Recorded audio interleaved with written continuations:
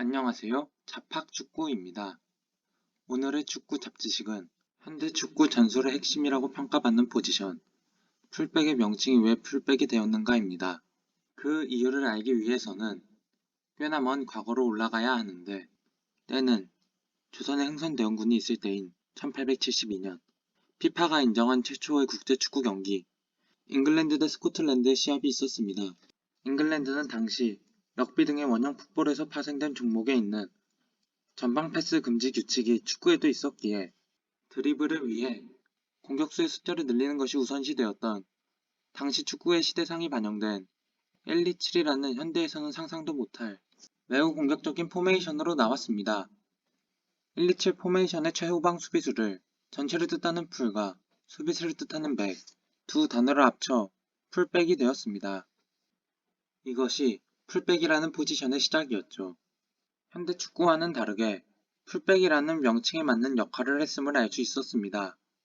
이후 1884년 프레스턴 노스엔드 FC는 수비수 2명을 풀백으로 배치하고 하프라인에 3명을 하프백으로 배치, 공격수 5명을 전방에 배치하는 피라미드 전술이라고도 불린 2-3-5 전술을 처음 사용하여 유행시켰고, 1930년 우루과이 월드컵의 개최국이자 우승국 우루과이 대표팀도 이 전술을 사용했죠. 그렇게 2-3-5 전술이 굳어지면서 한 명이었던 풀백이 2명이 되었습니다. 2-3-5 전술이 유행하던 도중 더 많은 골을 위해 오프사이드 룰을 골키퍼를 포함한 수비수 3명에서 골키퍼를 포함한 수비수 2명으로 개정하면서 더 이상 기존의 2-3-5 전술 같은 극단적인 공격 전술은 수비가 힘들어졌고 새로운 전술이 필요해졌습니다. 그래서 나온 전술이 바로 이 WM 포메이션이죠. 이 전술은 우리가 오늘날 프리미어리그에서 보고 있는 아스날 FC에서 처음 사용했습니다.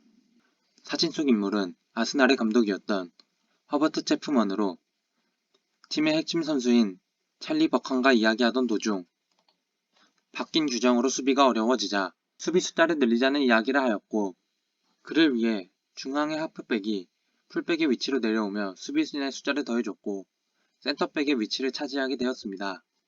또한 공격진은 W, 수비진은 M 모양으로 서면서 공격의 역할과 수비의 역할이 완전히 분리되는 전술을 냈습니다. 또한 한 명의 센터백과 2명의 좌우 풀백으로 현대 풀백의 모습이 드러나게 되었습니다.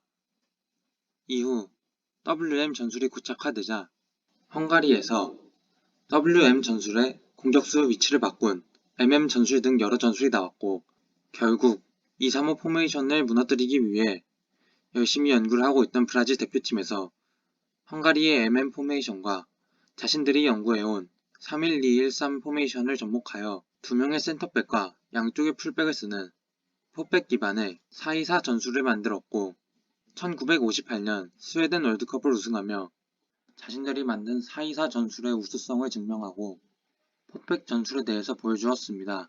그로 인해 포백이 유행하게 되면서 현대적인 풀백의 위치가 고정되게 된 것입니다.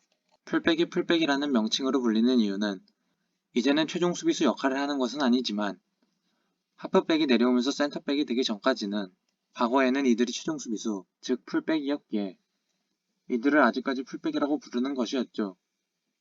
이상 영상 여기서 마치겠습니다.